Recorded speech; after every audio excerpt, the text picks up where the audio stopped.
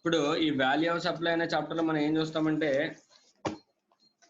on which value we have to pay tax, on which value we have to pay tax.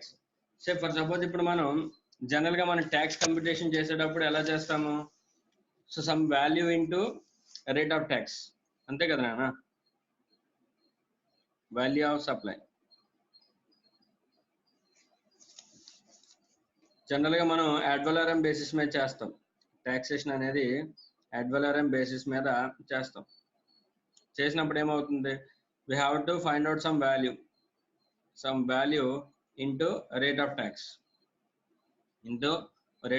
దీన్నే add వాలోరమ్ basis అంటారు నాన్న, దీన్నే add వాలోరమ్ basis అంటారు. we have to find out some value and we have to multiply with a certain amount of rate of tax in order to assign the tax amount. ఈ certain some value ఏదైతే ఉందో ఇది ఏమవుతుంది, value of goods or services or both that we have supplied, మనం ఏదైతే supply చేసామో అట్లా ఒక వాల్యూని అసర్టైన్ చేయాలి. సార్ వాల్యూ అసర్టైన్ చేయాలంటే దానికి ఇప్పుడు రూల్స్ మనకి ఎందుకు సార్, డైరెక్ట్ గా నేను ఏదైతే రేట్ కమ్మానో ఆ రేట్ తీసుకోవచ్చు కదా, మళ్ళీ దానికి వాల్యుయేషన్ ఆఫ్ సప్లై రూల్స్ అని ఎందుకు పెట్టారు అసలు, అండ్ మళ్ళీ వాల్యూలు ఇవి ఉండాలి ఇవి ఉండకూడదని ఎందుకు పెట్టారు. సే ఫర్ సపోజ్ ఇప్పుడు మిస్టర్ ఎక్స్ అనే, let me say mister X అనే ఒక పర్సన్ ఉన్నాడు, మిస్టర్ వై అనే ఒక పర్సన్ ఉన్నాడు, దే ఆర్ ఫ్రెండ్స్ అనుకుందాం, they are friends.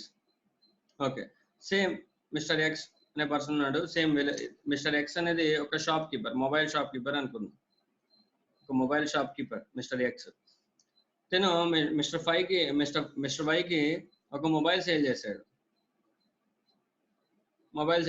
Actual MRP వచ్చేసరికి ఒక 10,000 అనుకుంటే, సేల్ ప్రైస్ ఎంతకి, ఫ్రెండ్ కదా మరి, ఫ్రెండ్కి ఎంతకి ఇచ్చాడంటే ఒక 5,000కి సేల్ చేశాడు, 5,000కి సేల్ చేశాడు. ఇప్పుడు మిస్టర్ ఎక్స్ ఉన్నాడు, సేమ్ ఒక మిస్టర్ జెడ్కి సేల్ చేశాడు. హీఈస్ అన్ అన్రిలేటెడ్ పర్సన్, నార్మల్ కస్టమర్ అనుకుందాం, అన్రిలేటెడ్ పర్సన్.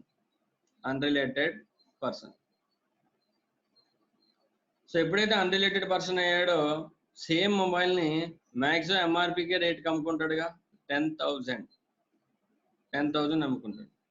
సో ఇప్పుడు కేస్ 1 లో ఏమవుతుందంటే, ఓకే, కేస్ 1 లో 5,000 into let us say that mobile is taxed at 12% or ఎంత అనుకుందాం, 12% అనుకుందాం. ఓకే, సో ఇప్పుడు కేస్ 1 లో 5,000 ఇంటూ 12% వస్తుంది, కేస్ 2 లో 10,000 ఇంటూ 12% వస్తుంది. మీరు చెప్పండి అమ్మా, 10,000 ఇంటూ 12% వస్తుంది. సో అటువంటి అప్పుడు ఏమవుతుందంటే, ఈ కేసులో ట్యాక్స్ ఎక్కువ వస్తుందా లేదంటే ఈ కేసులో ట్యాక్స్ ఎక్కువ వస్తుందా? సో కేస్ 2లో ట్యాక్స్ అనేది ఎక్కువ కలెక్ట్ అవుతుంది, కేస్ 1లో ట్యాక్స్ అనేది తక్కువ కలెక్ట్ అవుతుంది. సార్ ఇదంతా ఎందుకు చెప్తున్నాను సార్ అంటే, ఇటువంటి వాల్యుయేషన్ రూల్ అనేది లేదనుకో, ఇప్పుడు నేను ఎప్పుడైతే ట్యాక్స్ కట్టాలని తక్కువ కట్టాలనుకుంటే అప్పుడు ఏం చేస్తానంటే, నేను రిలేటెడ్ పర్సన్ కాబట్టి కావాలని నేను 5,000కి గూడ్స్ సేల్ చేస్తాను, 12% ట్యాక్స్ రేట్ పే చేస్తాను. ఎప్పుడైతే నా వాల్యూ ఆఫ్ సప్లై తగ్గించేస్తానో నా ట్యాక్స్ అమౌంట్ అనేది తగ్గిపోతుంది. దానివల్ల గవర్నమెంట్కి ట్యాక్స్ లాస్ వస్తుంది,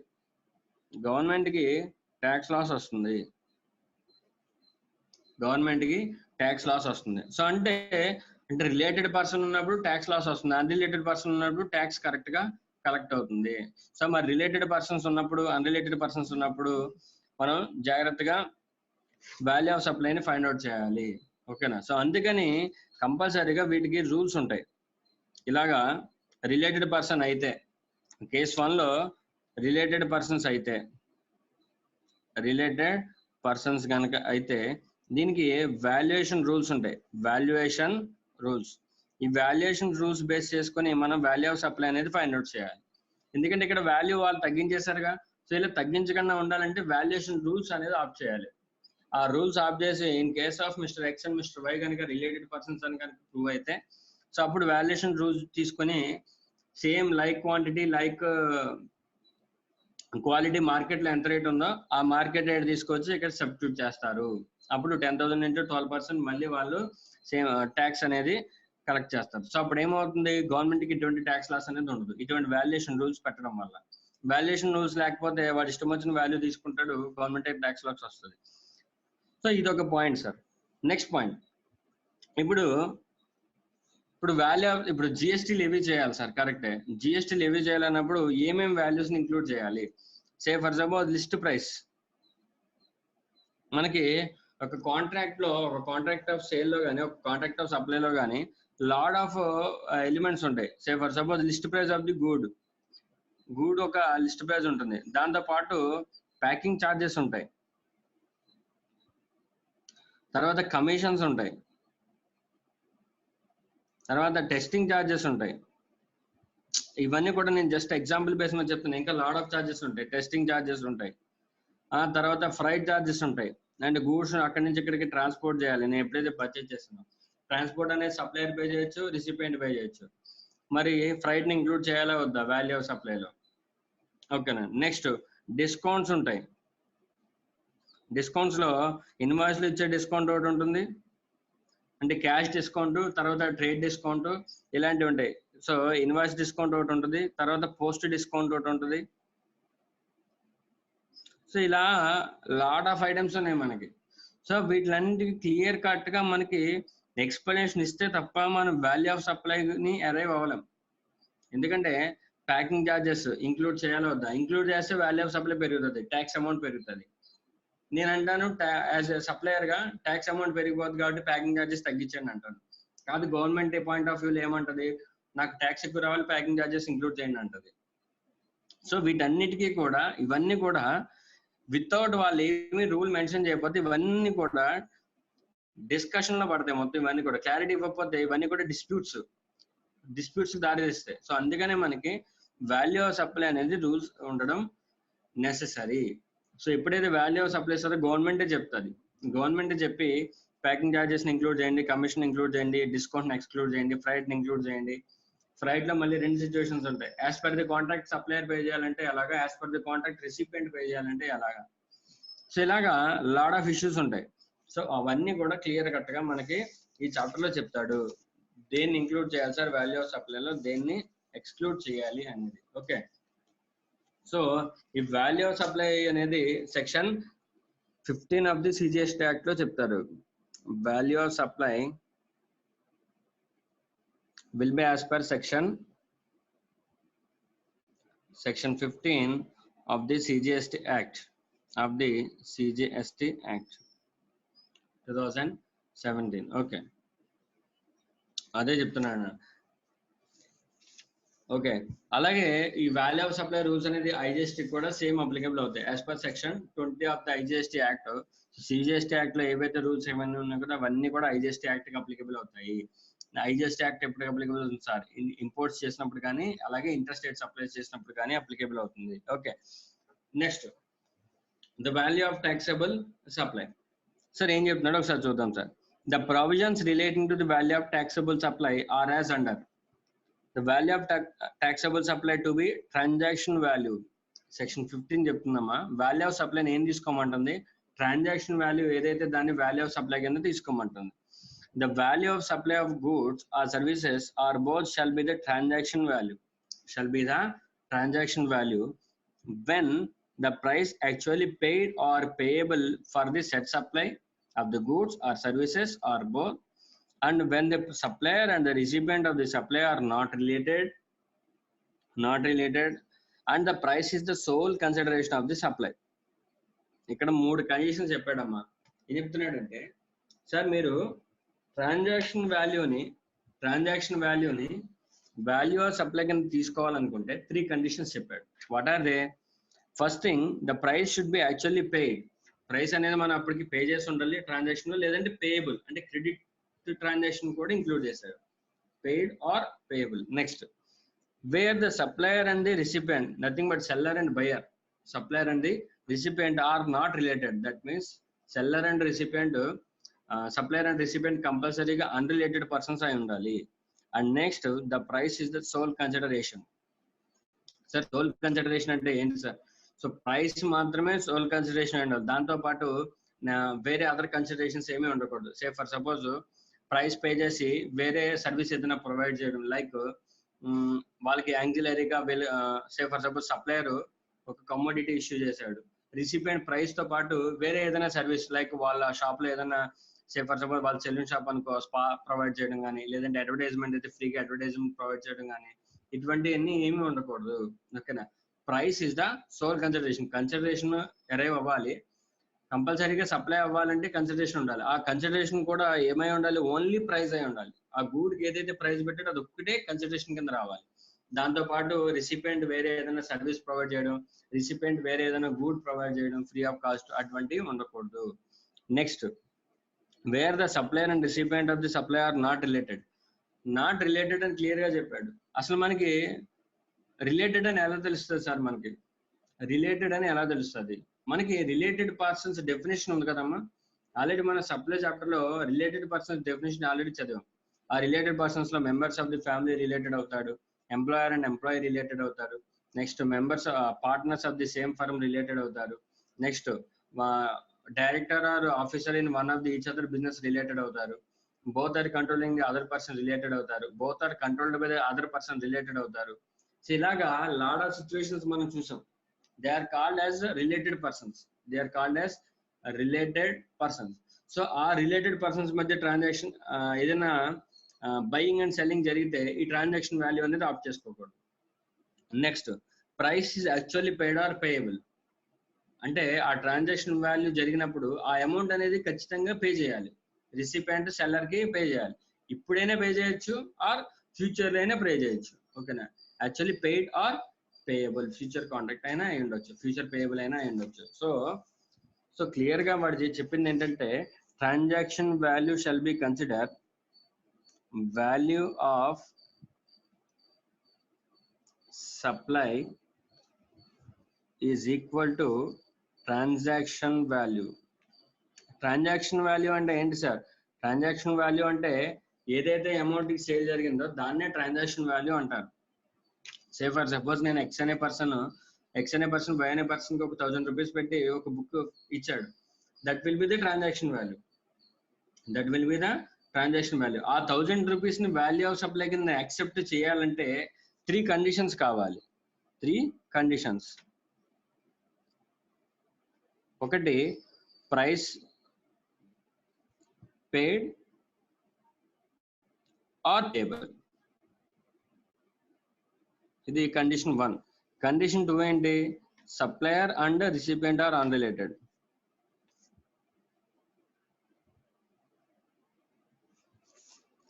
Supplier and recipient are unrelated. Next, price is the sole consideration. Price ఒక్కటే కన్సిడరేషన్ అయి ఉండాలి. వేరే అదర్ సర్వీసింగ్ ప్రొవైడర్ కానీ నెక్స్ట్ ఇంకేమి కూడా ప్రొవైడ్ చేసి ఉండకూడదు. Price is the sole consideration. Okay. ఈ 3 కండిషన్స్ సాటిస్ఫై అయితే అప్పుడు వాళ్ళిద్దరి మధ్య ట్రాన్సాక్షన్ వాల్యూ ఏదైతే జరిగిందో, ఆ 1000 రూపీస్ ఏదైతే జరిగిందో, అంటే ఆ 1000 రూపీస్ మీద ఎటువంటి ఇన్ఫ్లుయెన్స్ లేదని అర్థం. ఓకేనా. సో ఆ 1000 రూపీస్ మీద ఎటువంటి ఇన్ఫ్లుయెన్స్ లేదు. ఎప్పుడైతే వాళ్ళు అన్రిలేటెడ్ పర్సన్స్ అవుతారో అప్పుడు అన్రిలేటెడ్ పర్సన్స్ నేను కావాలని తక్కువకి సేల్ చేయనుగా. సో దాన్ని ఒరిజినల్ వాల్యూ ఆఫ్ సప్లై కింద కన్సిడర్ చేసి దాని మీద జిఎస్టీ లీవీ చేయొచ్చు. As per section 15(1), value of supply will be the transaction value if the price is paid or payable, the supplier and the recipient are unrelated persons, and the price is the sole consideration. In such case the transaction value shall be opted as the value of supply. ఎప్పుడైతే అది value of supply అయిపోతుందో into GST rate ఏదైతే applicable ఉంటుందో దాంతో multiply చేస్తే మనకి total GST payable అనేది వస్తుంది. ఓకేనా.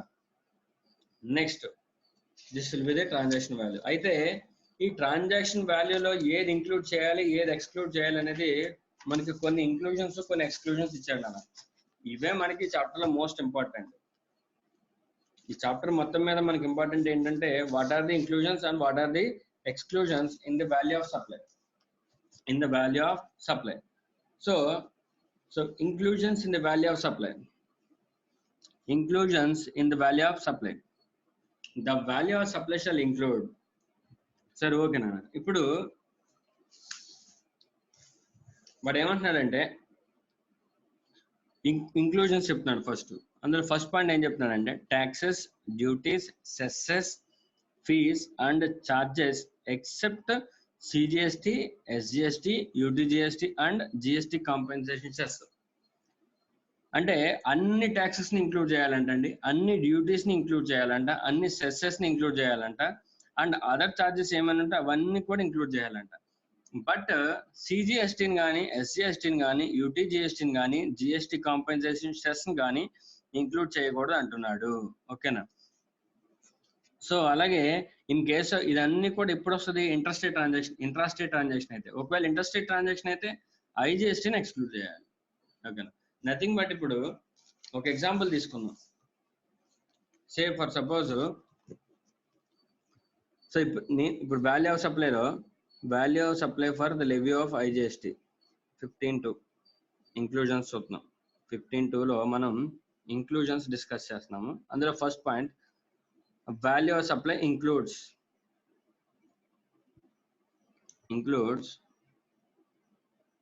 డ్యూటీస్ ని, సెస్, ఫీజు, అదర్ చార్జెస్ ఇవన్నీ కూడా ఇంక్లూడ్ చేశాడు. బట్ ఎక్స్క్లూడ్ ఏం చేశాడు? జిఎస్టి ట్యాక్స్ ఏదైతే ఉంటుందో ఎంటైర్ ఎక్స్క్లూడ్ చేశాడు. సింపుల్ ఒక వర్డ్ లో చెప్పాలంటే, ఏదైతే జిఎస్టి ట్యాక్స్ ఏదైతే ఉంటుందో గూడ్స్ అండ్ సర్వీస్ ట్యాక్స్ ని ఎంటైర్ ఎక్స్క్లూడ్ చేశాడు. సే ఫర్ సపోజ్ ఇప్పుడు నేను లెటర్స్ ఇంపోర్ట్ చేసుకున్నాను, గూడ్స్ ఇంపోర్ట్ చేసుకున్నాను. ఎగ్జాంపుల్, గూడ్స్ ఇంపోర్ట్ చేసుకున్నప్పుడు నాకు ట్రాన్సాక్షన్ వాల్యూ ఉంటుంది. Letters cost, goods imported cost ఒక 1 lakh ఉంటుంది.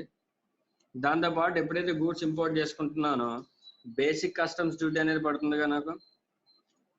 బేసిక్ కస్టమ్స్ డ్యూటీ ఇది పడుతుందిగా. అలాగే దీంతో పాటు Swachh Bharat social welfare surcharge అని ఒకటి ఉంటుంది, అది కూడా పడుతుంది నాకు. ఓకేనా? నెక్స్ట్, ఒకవేళ ఆ గూడ్స్ కనుక ఇండియన్ ఎకానమీకి థ్రెట్ అంటే దానికి ఏం చేస్తారంటే యాంటీ డంపింగ్ డ్యూటీ ఒకటి లెవీ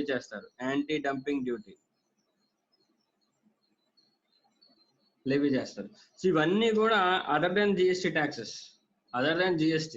ఎందుకంటే బేసిక్ కస్టమ్స్ డ్యూటీ జిఎస్టీ కాదు, సోషల్ వెల్ఫేర్ సర్చార్జ్ కాదు, యాంటీ డంపింగ్ డ్యూటీ ఇది కూడా జిఎస్టీ కాదు.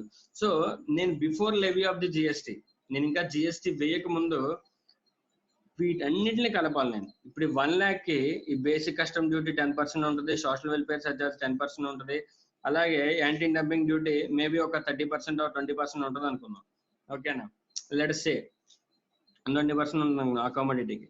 సో ఇవన్నింటిని కలిపిన తర్వాత జిఎస్టీ లెవీ చేయాలి. అర్థమైందా? అంటే all taxes other than GST should be included. ఇవన్నింటిని కూడా నేను యాడ్ చేయాలి. ఈ 1 lakh rupees ఏదైతే ఉందో వీటన్నిటికి కూడా నేను యాడ్ చేయాలి. ఇవన్నిటిని యాడ్ చేస్తే నాకు ఒక వాల్యూ వస్తుంది. సో ఓకేనా? Some 1 lakh, so let's say ఒక 1,80,000 వచ్చింది అనుకుందాం. ఓకేనా? సో ఇప్పుడు దీని మీద నేను జిఎస్టీ లెవీ చేయాలి. GST at the rate 12% or 8% or 18%, whatever it may be. అర్థమైందా? సో అంటే taxes other than GST should be included. Let us say ఇంకొక ఎగ్జాంపుల్ తీసుకుందాం. మ్యానుఫ్యాక్చర్ చేశాను, గూడ్స్ మ్యానుఫ్యాక్చర్ చేసినప్పుడు ఫస్ట్ గూడ్స్ కాస్ట్ ఉంటుంది, దాంతోపాటు excise duty levy అవుతుంది. Tobacco అనుకుందాం, టొబాకోకి ఎక్సైజ్ డ్యూటీ లెవీ అవుతుంది, అలాగే జిఎస్టీ కూడా లెవీ అవుతుంది కదమ్మా. సో ఎక్సైజ్ డ్యూటీ లెవీ అవుతుంది. ఓకేనా? సో దాంతోపాటు లోకల్ బాడీ ట్యాక్సెస్ ఏవో పడ్డాయి అనుకుందాం. Local body taxes, municipality taxes ఉంటాయి కదా, మున్సిపాలిటీ ట్యాక్సెస్ ఏవో పడ్డాయి. మేబీ ఆ ఏరియాలో నేను మ్యానుఫ్యాక్చర్ చేస్తున్నందుకు కానీ తీసుకొస్తున్నందుకు కానీ మున్సిపల్ ట్యాక్సెస్ పడ్డాయి. So central excise, municipal taxes ఇవన్నీ కూడా other than GST.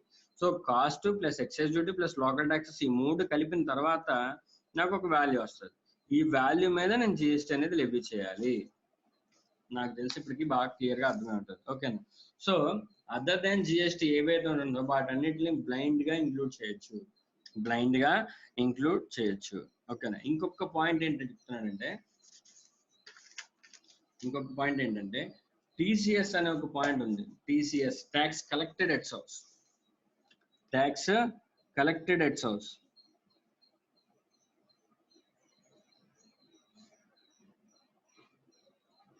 Tax collected at source అనేది ఇది ఇన్కమ్ ట్యాక్స్ యాక్ట్ లో మనం చూస్తాం, ఐటీ యాక్ట్ 1961 లో మనం చూస్తాం ట్యాక్స్ కలెక్టెడ్ అట్ సోర్స్ కానీ, అలాగే TDS tax deducted at source కానీ. సో టీడీఎస్ జిఎస్టీలో కూడా చూస్తాం. టీడీఎస్ ఏమవుతుందంటే ఎవరైతే పేమెంట్ చేస్తారో టీడీఎస్, ఇప్పుడు ఒక ట్రాన్సాక్షన్ లో సప్లయర్ అలాగే రిసిపియంట్ ఉంటారు. సప్లయర్ ఏం చేస్తాడంటే గూడ్ ఇస్తాడు, ఓకేనా. రిసిపియంట్ ఏం చేస్తాడంటే క్యాష్ ఇస్తాడు, క్యాష్ ఆర్ సమ్ కన్సిడరేషన్ ఇస్తాడు. సో ఈ సిచ్యువేషన్ ఏమవుతుందంటే రిసిపియంట్ సప్లయర్కి క్యాష్ ఇచ్చేటప్పుడే ఈ క్యాష్లో కొంత అమౌంట్ని డిడక్ట్ చేస్తాడు. సో దాన్ని టీడీఎస్ అంటారు. డిడక్ట్ చేసి దీన్ని గవర్నమెంట్కి పే చేస్తాడు, ఓకేనా. దీన్ని టీడీఎస్ అంటారు, ట్యాక్స్ డిడక్టెడ్ అట్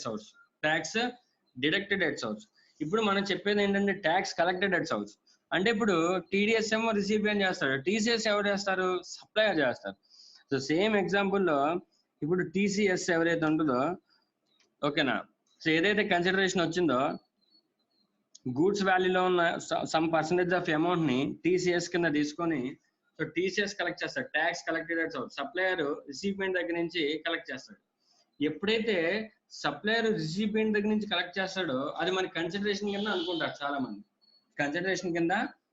చాలా మంది. సార్ దాన్ని వాల్యూ ఆఫ్ సప్లైలో ఇంక్లూడ్ చేయాలి వద్దు, ఎందుకంటే టీసీఎస్ అనేది కూడా ఎవరి దగ్గర నుంచి వస్తుంది, రిసిపియంట్ దగ్గర నుంచి సప్లయర్కి వస్తుంది. సార్ దాన్ని ఇప్పుడు వాల్యూ ఆఫ్ సప్లై కింద కన్సిడర్ చేయాలా? ఒక క్లారిఫికేషన్ ఇచ్చాడు, ఏమని, TCS shall not B included in value of supply. TCS shall not be included in the value of supply. Okay na, you have to be very clear with that. Supplier అనేవాడు recipient దగ్గర నుంచి TCS అనేది collect చేస్తాడు. Recipient దగ్గర నుంచి వచ్చిన ప్రతిదీ కూడా వాల్యూ అయిపోదు. సో అందుకని ఈ టీసీఎస్ ని shall not be included in value of supply, ఓకేనా. So you have to be very clear with that. అది మనకి క్లారిఫికేషన్ ద్వారా ఇచ్చాడు. TCS under the income tax act 1961 shall not be included in the taxable value for the purpose of GST. Okay, ఏం include చేయమన్నాడమ్మా? Any taxes, any duties, customs duty, local body taxes, cess, social welfare surcharge కానీ, cesses కానీ, లేదంటే Swachh Bharat cess కానీ, ఏమన్నా సరే, కృషి Kalyan cess, ఇవన్నీ ఇంతకు ముందు ఉండేవి. Fees and charges levied under any law for the time being in force. ఇక్కడ కస్టమ్స్ యాక్ట్ అవ్వచ్చు, లేదంటే ఎక్సైజ్ అవ్వచ్చు, ఏ లా అయినా పర్లేదు, ఏ లా లెవీ చేసినా సరే కంపల్సరీగా వాటిని ఇంక్లూడ్ చేయాలి. But other than CGST, SGST, UTGST and GST compensation cess, ఈ నాలుగిటిని కూడా ఇంక్లూడ్ చేయకూడదు, ఓకేనా.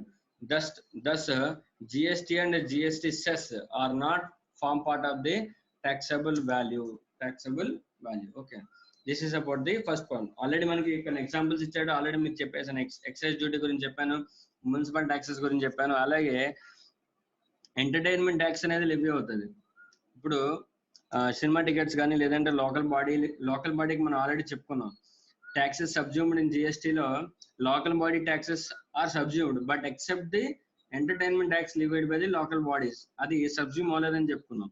సో అప్పుడు ఆ ట్యాక్స్ ఏదైతే ఉంటుందో దాన్ని కూడా ఇంక్లూడ్ చేస్తారు for the purpose of value of supply. Okay, I think you are clear with the point 1. Okay, next point ఏమవుతుందంటే amount incurred by the recipient on behalf of the supplier. ఇది important నాకు.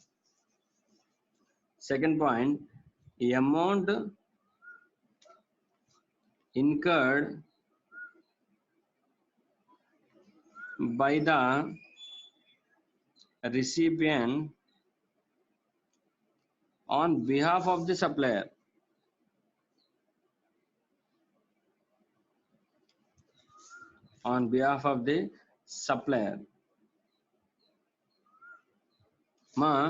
ఒక sale transaction మనం execute చేయాలంటే lot of expenditures ఉంటాయి. ఇప్పుడు ఒక గూడ్ ని సేల్ చేశానంటే, సే ఫర్ సపోజ్ ఇప్పుడు ఒక టీవీని నేను పర్చేజ్ చేయాలనుకున్నా, ఒక ఎయిర్ కండిషనర్ని పర్చేజ్ చేయాలనుకున్నా, ఏసీ, ఓకే, ఏసీ పర్చేజ్ చేయాల్సి వచ్చినప్పుడు నాకు ఆ గూడ్ ఒకటి డైరెక్ట్గా అమౌంట్ పే చేస్తే సరిపోదు. సో దాంతో పాటు నాకు ఇంకా ఏమేమి వస్తాయి, నేను దానికి ఇన్సూరెన్స్ తీసుకోవచ్చు, నథింగ్ బట్ వారంటీ తీసుకోవచ్చు. ఓకేనా. సో 5 years వారంటీ ఇస్తా అన్నాడు. సో దాంతోపాటు నేనేమన్నానంటే నాకు 10 years వారంటీ కావాలన్నాడు. సార్ ఇంకో 5,000 ఎక్స్ట్రా కడితే 10 years వారంటీ వస్తుంది అన్నాడు. సో వారంటీ అయిపోయింది. ఓకేనా. దానికి ఫర్ సపోజ్ స్పెషల్ ప్యాకింగ్ కావాలని చెప్పాను నేను. స్పెషల్ ప్యాకింగ్, టెస్టింగ్ ఛార్జెస్ ఉంటాయి, లేదు ఫర్ సపోజ్ ట్రాన్స్పోర్ట్ ఛార్జెస్ ఉంటాయి. ట్రాన్స్పోర్ట్ ఛార్జెస్, ఈ ట్రాన్స్పోర్ట్ ఛార్జెస్ అనేది it was a big issue. Contractual obligation ఉండాలి దాని మీద.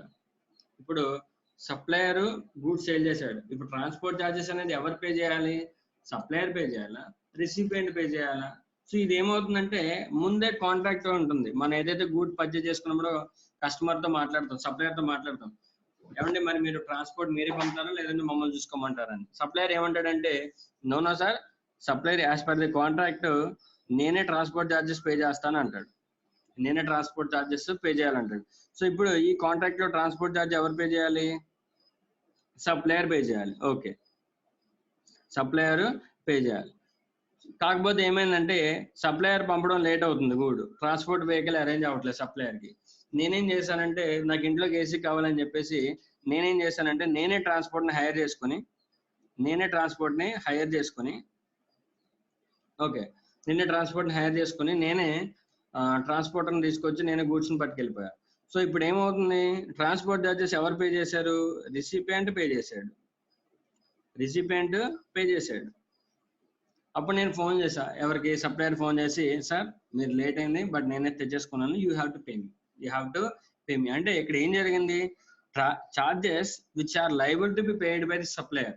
యాక్చువల్గా ట్రాన్స్పోర్ట్ ఛార్జెస్ సప్లయర్ పే చేయాలి, బట్ నేనేం చేశాను, రిసిపియంట్ పే చేశాడు. ఇక్కడ any amount incurred by the recipient on behalf of the supplier.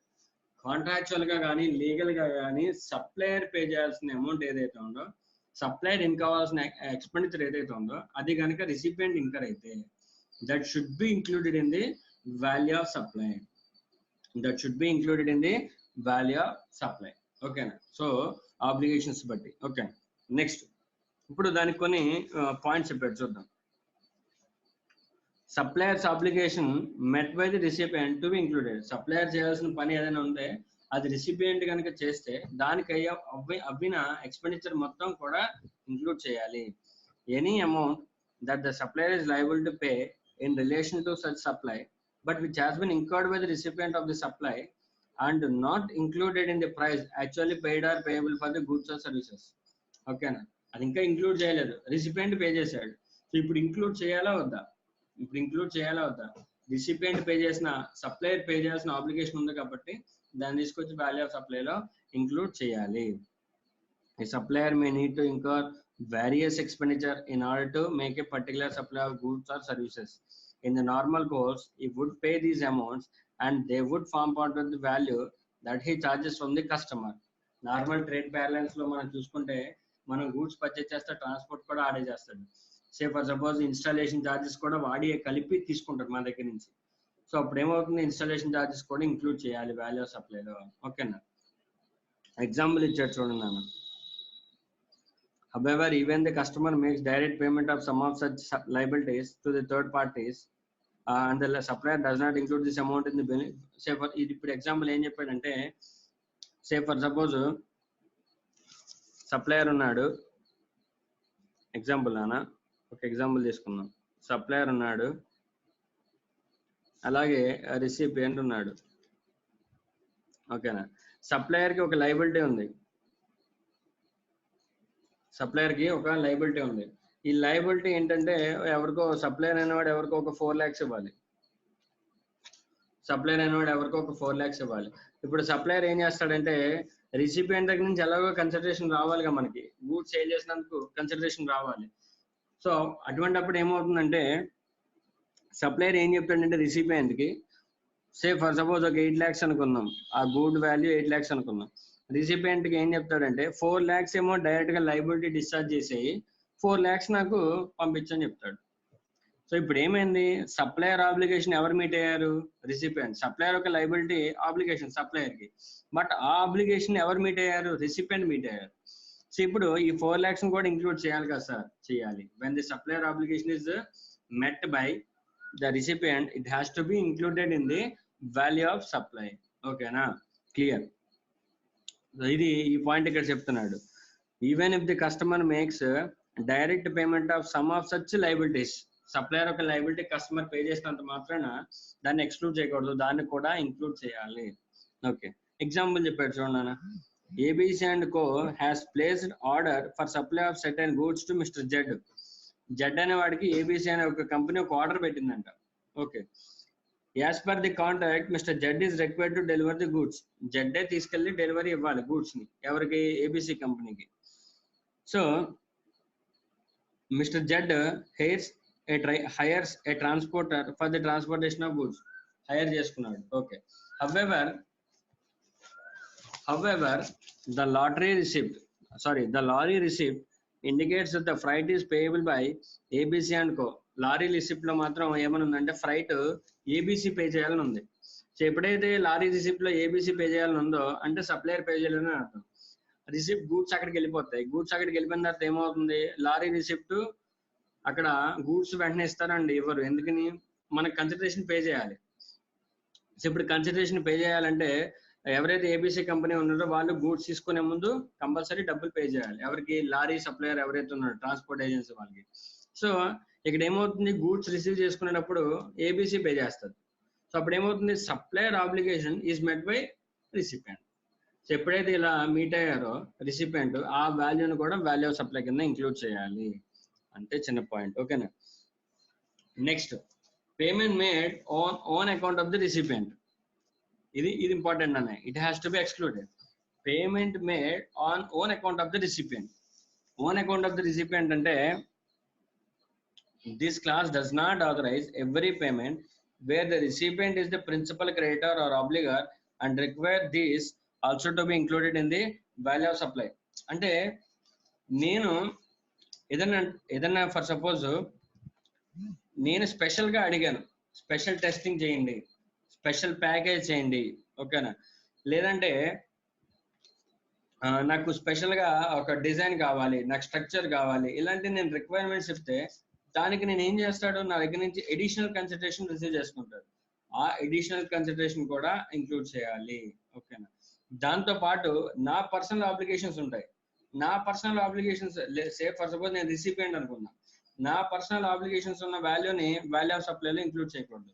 వాడికి ఎగ్జాంపుల్ చెప్పాడు, మంచి ఎగ్జాంపుల్ ఏంటంటే బయింగ్ కమిషన్ ఏజెంట్ చెప్పాడు. బయింగ్ కమిషన్ ఏజెంట్, మనకి ఇద్దరు ఏజెంట్లు ఉంటారు అన్న, selling commission agent,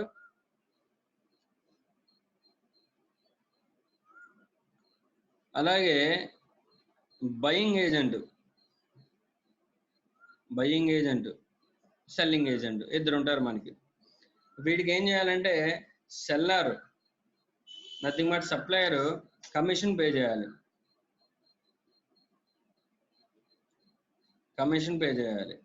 next buying agent ఉన్నాడు, బయింగ్ ఏజెంట్ కి కమిషన్ ఎవరు పే చేయాలి, బయ్యర్ పే చేయాలి. సో ఇది పర్సనల్ ఆబ్లిగేషన్, బయ్యర్ యొక్క పర్సనల్ ఆబ్లిగేషన్.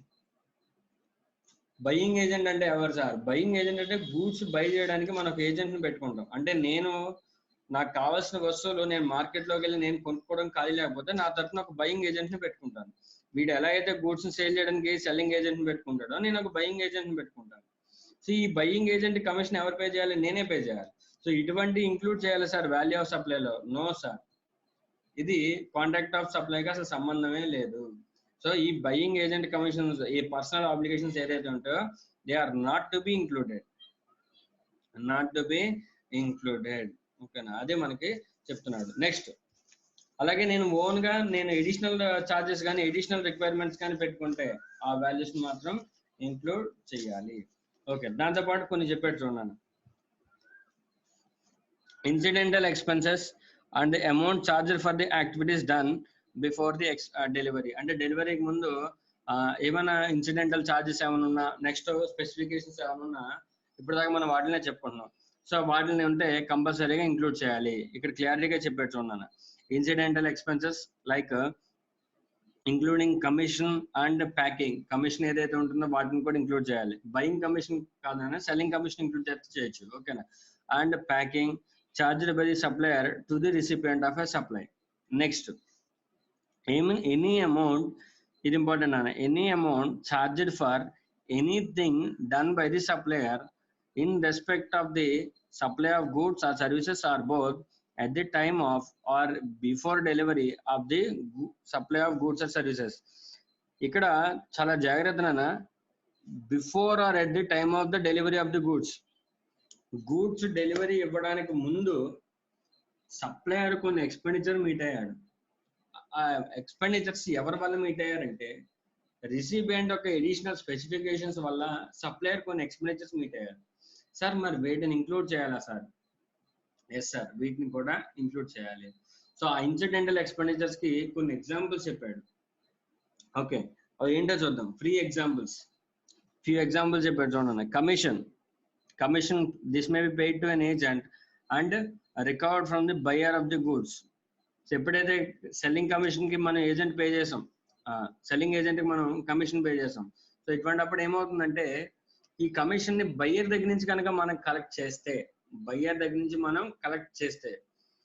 కంపల్సరీగా మనం దాన్ని వాల్యూ ఆఫ్ సప్లైలో ఇంక్లూడ్ చేయాలి. నెక్స్ట్ ప్యాకింగ్ ఛార్జెస్ ఏమైనా ఛార్జ్ చేస్తే దాన్ని కూడా ఇంక్లూడ్ చేయొచ్చు. Next inspection or certification charges maybe వై కూడా ఇంక్లూడ్ చేయొచ్చు. Next installation and testing charges include చేయొచ్చు. Outward freight and transit insurance. Outward freight అంటే nothing but transport charges. Transit insurance అంటే ఇప్పుడు ట్రాన్స్పోర్ట్ జరుగుతున్నప్పుడు మేబీ ఏదైనా అవ్వచ్చు, అంటే యాక్సిడెంట్ అయి గూడ్స్ డిస్ట్రాయ్ అయిపోవచ్చు, లేదంటే వెళ్తున్న వెహికల్ ఫైర్ యాక్సిడెంట్ అయిపోవచ్చు. సో అప్పుడు ట్రాన్సిట్ ఇన్సూరెన్స్ ఛార్జెస్ మనం పే చేసుకోవాలి, ముందే ఇన్సూరెన్స్ తీసుకోవాలి. ఇవన్నీ కూడా as per the contract base మీద ఉంటాయి. ఇది మాత్రం as per the contract base మీద ఉంటుంది. అవుట్పుట్ ఫ్రైట్ ట్రాన్సిట్ ఇన్సూరెన్స్ అనేది ఎవరు పే చేయాలి? ఓకేనా. జనరల్ గా ఏమవుతుందంటే అవుట్వర్డ్ ఫ్రైట్ బిజినెస్ ప్యారలెన్స్ ని బట్టి చెక్ చేసుకుంటారు. సో ఇప్పుడు నా ఏరియాలో కామన్ ట్రేడ్ ప్యారలెన్స్ లో నా ఏరియాలో ప్రతి ఒక్కళ్ళు కూడా ట్రాన్స్పోర్ట్ సప్లైరే ప్రొవైడ్ చేస్తున్నారు అనుకో, అక్కడ జనరల్ గా కాంట్రాక్ట్ లేకపోయినా సరే ట్రాన్స్పోర్ట్ ప్యారలెన్స్ లో ఇప్పుడు ఆ లోకల్ బిజినెస్ ప్యారలెన్స్ లో ఫ్రైట్ అనేది సప్లైరే పే చేయాలి. ఒకవేళ వేరే ఏరియాలో, నా ఏరియాలో ఏమవుతుందంటే సే ఫర్ సపోజ్ నాది వేరే ఏరియా అనుకున్నా, నా ఏరియాలో ఎప్పుడు ఏమవుతుంది, ఎవరైతే కొనుక్కునే వాళ్ళు ఉంటారో వాళ్ళే ట్రాన్స్పోర్ట్ పట్టుకెళ్తారు. అంటే డిపెండింగ్ అపాన్ ఏరియాని బట్టి బిజినెస్ ప్రాక్టీస్ అనేది మారిపోతుంటుంది. సో దాన్ని బట్టి ఫ్రైట్ ఎవరు పే చేయాలి, ఇంక్లూడ్ చేయాలా వద్దా అనేది మనం డిసైడ్ చేయాలి. ఓకేనా. But as per the contract ఏదైతే ఉంటుందో దాని ప్రకారం చూసుకోవాలి. Wear the supplier agrees to deliver the goods at the buyers premises. అంటే బయ్యర్ ప్రిమిసెస్ దగ్గర నేను డ్రాప్ చేస్తాను అంటే నథింగ్ బట్ ట్రాన్స్పోర్ట్ కూడా నేనే పెట్టుకుంటాను అని అర్థం. ఓకేనా. Buyers premises and arranges for the transport. ఓకేనా. So then the contract of supply becomes a composite supply. So ఎప్పుడైతే నేనే అరేంజ్ చేశానో నేను 2 సప్లై చేస్తున్నట్లు లెక్క. అంటే గూడ్స్ ప్లస్ ట్రాన్స్పోర్ట్. ఇప్పుడు కాంట్రాక్ట్ ఆఫ్ సప్లైలో 2 ఉంటాయి. ఒకటి గూడ్స్ ఏమో సే ఫర్ సపోజ్ ఏసీ అనుకుందాం. ఈ ఏసీ అనేది ఒక గూడ్ అవుతుంది, దీంతో పాటు ట్రాన్స్పోర్ట్ ప్రొవైడ్ చేస్తాను, ఇదేమవుతుంది సర్వీస్ అవుతుంది. అంటే ఇక్కడ 2 సప్లైస్ ఉన్నాయి. వెన్ మోర్ దెన్ 1 సప్లై ఉంటే అది ఏమవచ్చు, కాంపోజిట్ సప్లై అవ్వచ్చు. It may be a composite supply or it may be a mixed supply కూడా అవ్వచ్చు. కాంపోజిట్ సప్లై అవ్వచ్చు, మిక్స్డ్ సప్లై అవ్వచ్చు. ఎప్పుడైతే ఈ 2 సప్లైస్ కూడా ఒకటి ప్రిన్సిపల్ ఒకటి యాంగ్జిలరీ అయిందనుకో కాంపోజిట్ సప్లై అవుతుంది.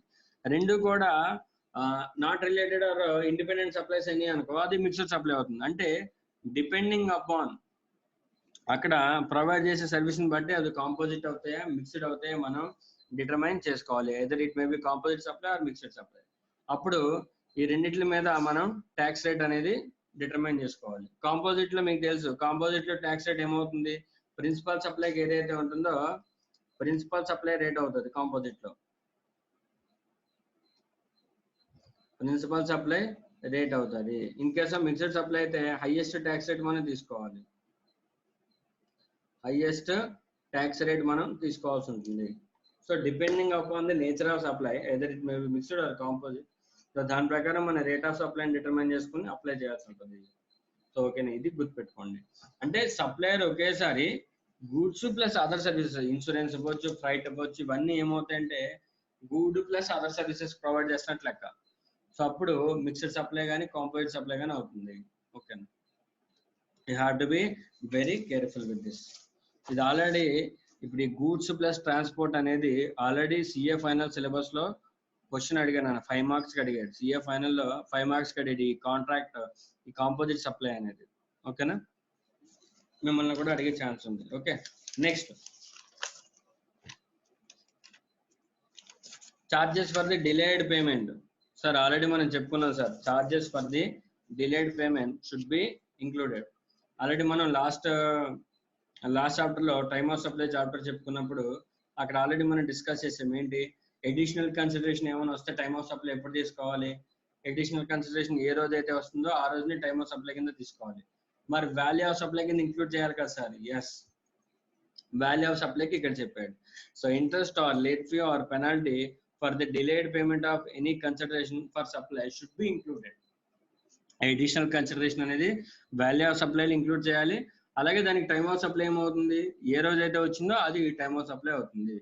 సో ఓకేనా, లేట్ ఫీ అవ్వచ్చు, లేదంటే పెనాల్టీ అవ్వచ్చు, అంటే పేమెంట్ సరిగ్గా టైంలో పే చేయకపోతే పెనాల్టీ లివీ చేయొచ్చు, ఇంట్రెస్ట్ లివీ చేయొచ్చు, ఏదైతే అది. ఓకేనా, నెక్స్ట్ సబ్సిడీస్. సబ్సిడీస్ లో మనకి అన్ని సబ్సిడీస్ ని కూడా వాల్యూ ఆఫ్ సప్లైలో ఇంక్లూడ్ చేయాలి. Subsidies should be included in the value of supply. Subsidies ఏవైతే ఉన్నాయో ఇందులో 2 టైప్స్ ఆఫ్ సబ్సిడీస్ ఉంటాయి. ఒకటి గవర్నమెంట్ సబ్సిడీ, అంటే central government or state government, other than government subsidy.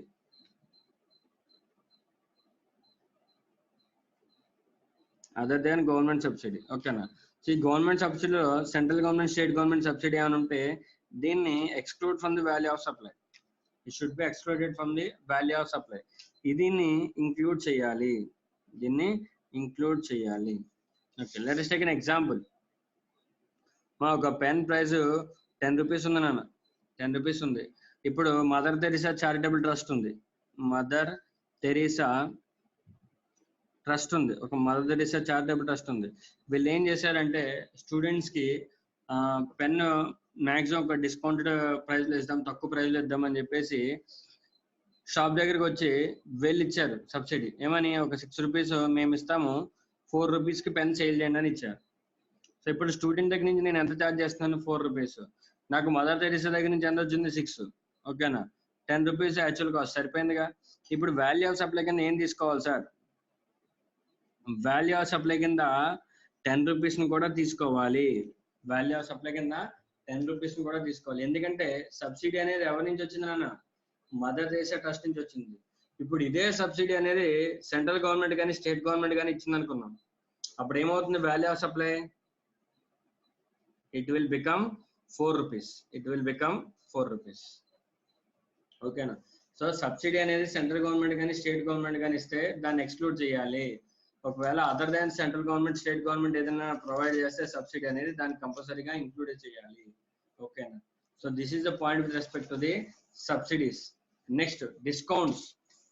అంటే ఇప్పుడు దాకా మనం ఏం చేసామంటే ఇంక్లూజన్స్ చేసాం. ఇప్పుడు ఎక్స్క్లూజన్స్ లో మనకి 2 ఉంటాయి. ఎక్స్క్లూజన్స్, డిస్కౌంట్స్ ఉంటాయి. డిస్కౌంట్స్ సార్, డిస్కౌంట్స్ ఇవ్వచ్చా సార్ మనం? ఎస్ సార్, డిస్కౌంట్ అనేది మన ఇష్టం, ఇవ్వచ్చు సార్, ఎంతైనా డిస్కౌంట్ ఇవ్వచ్చు. సో ఈ డిస్కౌంట్ ఇచ్చినప్పుడు డిస్కౌంట్ కింద జనరల్ గా ఏం చేయాలంటే డిస్కౌంట్ ని ఎక్స్క్లూడ్ చేయాలి. అంతే కదా నా ఇన్వాయిస్ లో టోటల్ అమౌంట్ లెస్ డిస్కౌంట్ తీసేసిన తర్వాత అమౌంట్ ని మనం వాల్యూ ఆఫ్ సప్లై కింద కన్సిడర్ చేయాలి. సార్ ఆ డిస్కౌంట్ ని తీయాలి అంటే మనకి 2 కండిషన్స్ ఉన్నాయి సార్. ఫస్ట్ కండిషన్ ఏంటంటే discount should be given before or at the time of supply.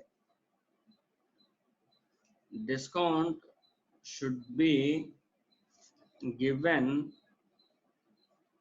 Before or at the time of supply.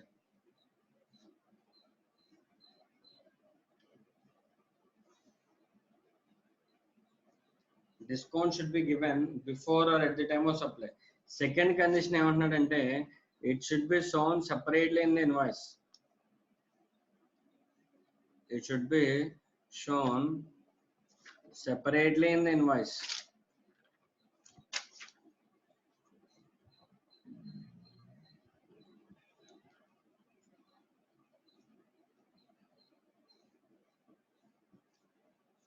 It should be shown separately in the invoice. Invoice లో separate గా disclose చేయాలి.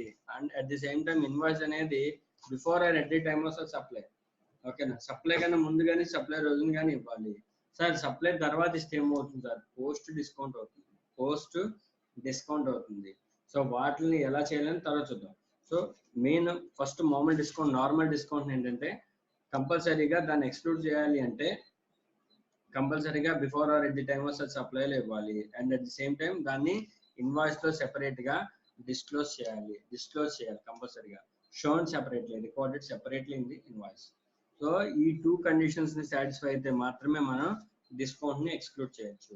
Okay sir, ఇదంతా pre discount sir. ఇది clear గా వాడే చెప్పాడు. Pre discount ఇది ఏంటి, before or at the time of supply. Sir మరి డిస్కౌంట్ ని తర్వాత ఇస్తే సార్, సేల్ చేసిన తర్వాత డిస్కౌంట్ ఇస్తే, ఇప్పుడు కొన్ని డిస్కౌంట్స్ ఎలా అయితే ఉంటాయంటే సే ఫర్ సపోజ్ నువ్వు 1000 గూడ్స్ ని పట్టుకెళ్తే 1000 గూడ్స్ ని సేల్ చేయగలిగితే 5% డిస్కౌంట్ అని, 1500 గూడ్స్ ని సేల్ చేయగలిగితే ఒక 10% డిస్కౌంట్ అనేది పోస్ట్ డిస్కౌంట్స్ ఉంటాయి మనకి. ఇప్పుడు సెల్లర్ కి బయర్ కి మధ్య అటువంటి డిస్కౌంట్స్ ఉంటాయి. సార్ మరి వాటిని ఏం చేయాలి సార్? పోస్ట్ డిస్కౌంట్ అంటే మనకి ఇన్వాయిస్ ఇష్యూ చేసేటప్పుడు మనకి తెలియదు, అది ఎప్పుడో happening of a certain event అయిన తర్వాత మనకి తెలుస్తుంది. సో డిస్కౌంట్ అనేది ఎంత వచ్చింది ఏంటి అనేది. సో అంటే మన ఫ్యూచర్ కండిషన్స్ బట్టి ఉంటుంది. దాన్ని మరి వాల్యూ ఆఫ్ సప్లై నుంచి ఎక్స్క్లూడ్ చేయొచ్చా? డిస్కౌంట్ ఎలాగో డిడక్షన్ ఇస్తారు, మరి పోస్ట్ సప్లై డిస్కౌంట్ ని డిడక్షన్ ఇస్తారా ఇవ్వరా? అది దానికి ఒక చిన్న కండిషన్ చెప్పాడు. ఏంటంటే post discount will be excluded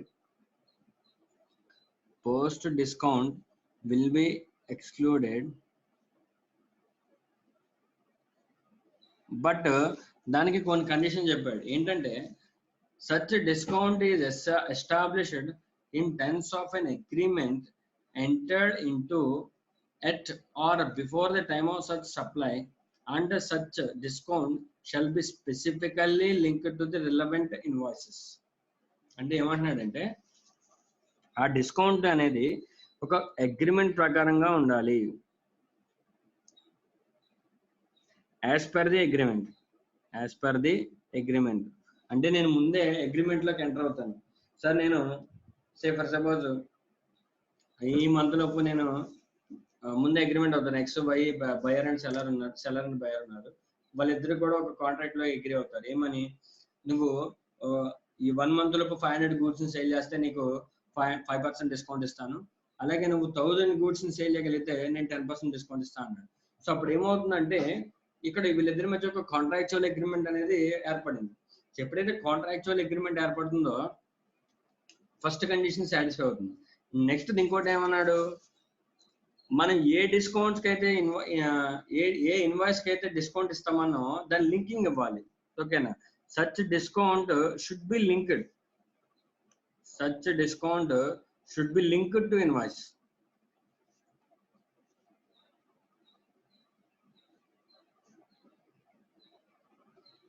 అంటే నేను ఏదైతే ఫస్ట్ ఇన్వాయిస్ ఇష్యూ చేస్తానో ఆ ఫస్ట్ ఇన్వాయిస్ కి లింక్ ఇవ్వాలి. కాంట్రాక్ట్ అగ్రిమెంట్ లో దాని లింక్ కింద చూపించుకోవాలి. ఓకేనా, సో ఫస్ట్ ఇన్వాయిస్ కి లింక్ అనేది ఉండాలి ఏదైతే ఇన్వాయిస్ ఉందో. నెక్స్ట్ కండిషన్ ఏమన్నాడంటే ఫ్యూచర్ లో డిస్కౌంట్ ఇచ్చినప్పుడు ఏం జరుగుతుంది? సార్ ఫ్యూచర్ లో డిస్కౌంట్ ఇచ్చినప్పుడు ఏమవుతుంది సార్? వాల్యూ ఆఫ్ సప్లై తగ్గుతుంది. సే ఫర్ సపోజ్ ఫస్ట్ సేల్ జరిగినప్పుడు ఇంకా డిస్కౌంట్ ఇవ్వలేదు. ఫస్ట్ సేల్ జరిగినప్పుడు వాల్యూ ఆఫ్ సప్లై 1000 అన్న, value of supply 1000. Latest GST ఒక 10% అజ్యూమ్ చేసుకుంటే నేను అప్పుడు ఫస్ట్ సేల్ జరిగినప్పుడు జిఎస్టీ ఎంత పే చేసి ఉంటాను? 100 రూపీస్ జిఎస్టీ పే చేశాను. ఇది before issuance of discount. So 1 month, after 1 month, after 1 month ఏమైందంటే డిస్కౌంట్ ఇవ్వాల్సి వచ్చింది. లెట్ us say ఒక 200 రూపీస్ డిస్కౌంట్. అంటే అనుకున్న దాని ప్రకారం సేల్స్ బాగా చేశాడు, డిస్కౌంట్ ఇవ్వాల్సి వచ్చింది. 200 రూపీస్ డిస్కౌంట్ ఇచ్చాను. సో ఇప్పుడు 1000 రూపీస్ నుంచి 200 డిస్కౌంట్ రిమూవ్ చేయాలిగా. సో ఇప్పుడు వాల్యూ ఆఫ్ సప్లై ఏమవుతుంది?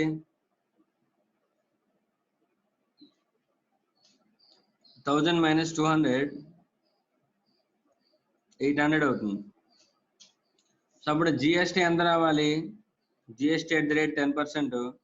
సో 80 రూపీస్ రావాలి. 80 రూపీస్ రావాలి. ఓకేనా? సో ఇప్పుడు ఫస్ట్ ఈ ట్రాన్సాక్షన్ జరిగినప్పుడు సప్లయర్ 100 రూపీస్ కట్టేశాడు. సప్లయర్ 100 రూపీస్ కట్టేశాడు. రిసిపియంట్ ఏం చేస్తాడమ్మా? Recipient input tax credit 100 rupees తీసేసుకుంటాడుగా. ఎందుకంటే పోస్ట్ డిస్కౌంట్ ఇది 1 month అయ్యేంత వరకు కూడా ఎవరికి తెలియదు. లేదా 1 month, 2 months, 3 months అనుకుందాం. ఓకేనా? ఎవరికి తెలియదు డిస్కౌంట్ ఎంత ఇస్తాడు అనేది. సో ఫస్ట్ నేను వీడు 10% 100 రూపీస్ జిఎస్టీ కట్టేస్తాడు.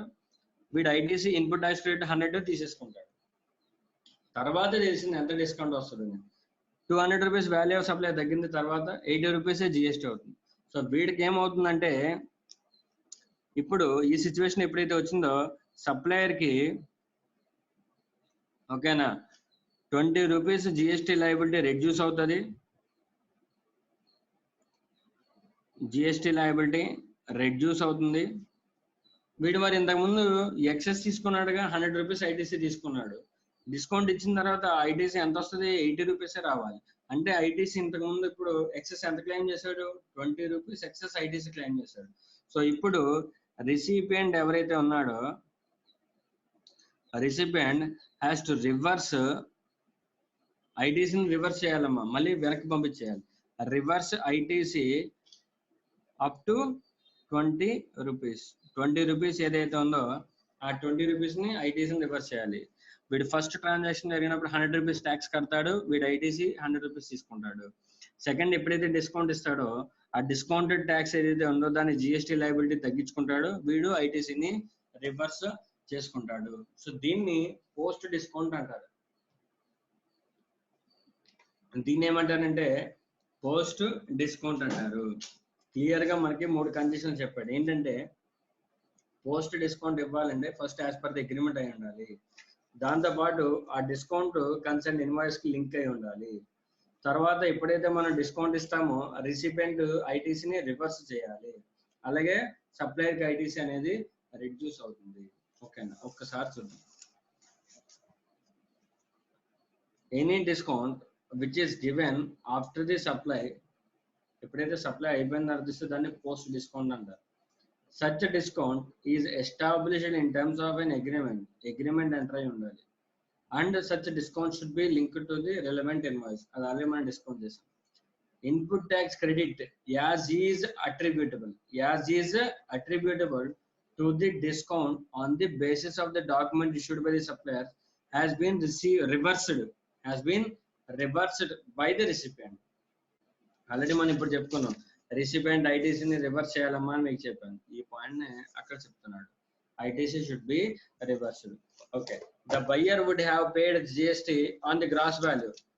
గ్రాస్ వాల్యూ అంటే బిఫోర్ డిస్కౌంట్. అంటే ఆల్రెడీ ముందు ఏం చేస్తుంటాడు? గ్రాస్ వాల్యూ మీద పే చేస్తుంటాడు. Thus when a credit note is issued, అంటే వాల్యూ తగ్గించినప్పుడు మనం ఏం చేస్తామంటే డిస్కౌంట్ ఇచ్చినప్పుడు క్రెడిట్ నోట్ ఇష్యూ చేస్తాం. So thus when a credit note is issued to him by the supplier for the discount, the buyer will reverse the proportionate credit. Okay. Consequent to which the supplier output tax liability will get reduced. So ఈ example లో clear గా అర్థమైంది ఏంటంటే first gross tax మీద pay చేస్తాడు. తర్వాత ఏమవుతుంది? Supplier కి లయబిలిటీ రెడ్యూస్ అవుతుంది. ఫస్ట్ రిసిపియంట్ కి ఇన్పుట్ ట్యాక్స్ క్రెడిట్ ఎక్కువ వస్తుంది. తర్వాత ఇన్పుట్ ట్యాక్స్ క్రెడిట్ రివర్స్ అవుతుంది. ఓకేనా? నథింగ్ బట్ ఒక ట్రాన్సాక్షన్ ని రివర్స్ చేసినట్టు. ఎంతవరకు అంటే డిస్కౌంట్ ఎంతవరకు ఇస్తామో అంతవరకు దాన్ని రివర్స్ చేసినట్టు. ఓకేనా? సో ఇక్కడ కొన్ని ఎగ్జాంపుల్స్ ఉన్నాయి. ఒక ఫస్ట్ ఎగ్జాంపుల్ చూద్దాం. The agreement of GL electrical appliances, వాళ్ళిద్దరి మధ్య ఒక అగ్రిమెంట్ ఉందంట. విత్ ఇట్స్ డీలర్స్, అంటే కంపెనీకి డీలర్స్ కి మధ్య అగ్రిమెంట్ ఏదో ఉందంట. Is that sale of washing machine or 500 pieces in the Diwali month will entitle them to discount of 5% per machine sold in the next month. Diwali మంత్లో కనుక 500 pieces కానీ ఎక్కువ సేల్ చేస్తే నెక్స్ట్ మంత్లో వాళ్ళు సేల్ చేసే ప్రతి వాషింగ్ మిషన్ మీద 5% డిస్కౌంట్ ఇస్తా అన్నాడు. ఓకే, అంటే ఇది post agreement, post discount as per the agreement. Okay, the next month stock has already been dispatched when the sales figures for the Diwali month are worked out. Sales Diwali month sales రాకముందే stock పంపించేశారు. ఎందుకంటే stock అనేది ఎప్పటికప్పుడు ఇమీడియట్గా వెళ్ళిపోతుంటది. So మనం దివాళీ వరకు wait చేసి దివాళీ అయిపోయిన తర్వాత అప్పుడు పంపించుకుంటే స్టాక్ అనేది షార్టేజ్ ఆఫ్ సప్లై రావచ్చు. అందుకని ముందే స్టాక్ ని పంపించేశారు. డిస్కౌంట్ ఎలిజిబిలిటీ అనేది మధ్యలో తెలుస్తుంది. స్టాక్ అక్కడికి వెళ్ళిపోయిన తర్వాత డిస్కౌంట్ ఎంత వచ్చిందని తెలుస్తుంది మనకి. Okay, however, as per the agreement was in existence at the time of supply and the discount can be worked out each for each invoice, the taxable value will be billed price minus 5%. అంటే వాడు ఏమన్నాడంటే already agreement ఉంది, goods అనేవి వెళ్ళిపోయినాయి, but invoice కి link అయి ఉంటాయి కాబట్టి వాడు ఏమంటాడంటే క్లియర్ గా, సో బిల్ అమౌంట్ ఏదైతే చేశానో ఆ బిల్ అమౌంట్ ని మళ్ళీ 5% డిస్కౌంట్ ఇచ్చి దాని టైమ్ ఆఫ్ సప్లై కింద, వాల్యూ ఆఫ్ సప్లై కింద కన్సిడర్ చేయొచ్చు అని వాడు చెప్తున్నాడు. ఓకేనా? సో సెకండ్ ఎగ్జాంపుల్ కూడా same relevant example. Okay, next annual discounts ఉంటాయి మనకి. సంవత్సరం మొత్తం అయిపోయిన తర్వాత మనకి కొన్ని డిస్కౌంట్స్ ఇస్తూ ఉంటారు. ఇయర్లీ డిస్కౌంట్స్ అంటారు. ఇయర్లీ డిస్కౌంట్స్ అంటే నథింగ్ బట్ పోస్ట్ డిస్కౌంట్ అని అర్థం. సో ఎప్పుడైతే పోస్ట్ డిస్కౌంట్ అయిందో, ఇయర్లీ డిస్కౌంట్స్ అంటే కంపల్సరీగా వాటి కాంట్రాక్చువల్ అగ్రిమెంట్ ఏమి ఉండదు. So depending upon the quantum of sales వాళ్ళు ఇయర్లీ డిస్కౌంట్ అనేది ప్రొవైడ్ చేస్తారు. So such discounts will also be not excluded from the value of supply. ఓకేనా? ఏదైతే ప్రీ డిస్కౌంట్ ఉందో దాన్ని ఎక్స్క్లూడ్ చేయాలి.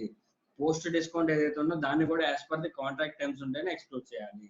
ఇంకే డిస్కౌంట్ ని ఎక్స్క్లూడ్ చేయడం కుదరదు. These are the inclusions and exclusions from the value of supply. Inclusions క్లారిటీగా ఉన్నాయి. ఏంటి? Other taxes other than GST should be included. Next, any amount incurred by the recipient on behalf of the supplier should be included. Next, incidental charges and expenditures for the activities done before the delivery should be included. Next, charges for the delayed payment of consideration included. Subsidies, only central government or state government subsidies should be excluded and other subsidies should be included. Next, discounts, pre-discount should be excluded only if they are discount is issued before or at the time of such supply, and such discount should be recorded separately in the invoice. Next, post discounts will be excluded from the value of supply only if such a discount is as per the agreement or the contract, and it should be linked to the relevant invoices. Okay, and the buyer has to reverse the ITC proportionately. Okay, so in such cases, okay, post discounts will be excluded from the value of supply. So almost మనకి chapter లో ఉన్న content మొత్తం అయిపోయింది. ఇంకా మనకున్నదల్లా discounts లో కొన్ని types ఇచ్చాడు, అవి ఏంటో చెప్పుకుంటే ప్రాబ్లమ్స్ లోకి వెళ్ళిపోవచ్చు. ఓకేనా? So this is the entire concept of the value of supply. మనకి ఇంకా రెండు కాన్సెప్ట్స్ ఉన్నాయమ్మా. సో డిస్కౌంట్స్ లో కొన్ని టైప్స్ ఆఫ్ డిస్కౌంట్స్ ఉన్నాయి. అంటే ఈ మధ్య by one get one offer అని, తర్వాత కొన్ని ఆఫర్స్ ఇస్తున్నాడు. సో దానికి సంబంధించి మనకి కొన్ని క్లారిటీస్ ఇచ్చాడు. ఆ క్లారిటీస్ అనేది చూస్తే నెక్స్ట్ క్లాస్ లో వాల్యూ ఆఫ్ సప్లై చాప్టర్ అయిపోతుంది. ఓకేనా? సో చెప్పండి అమ్మ, ఇప్పుడు మీకు ఏమైనా డౌట్స్ ఏమైనా ఉన్నాయో అడగండి.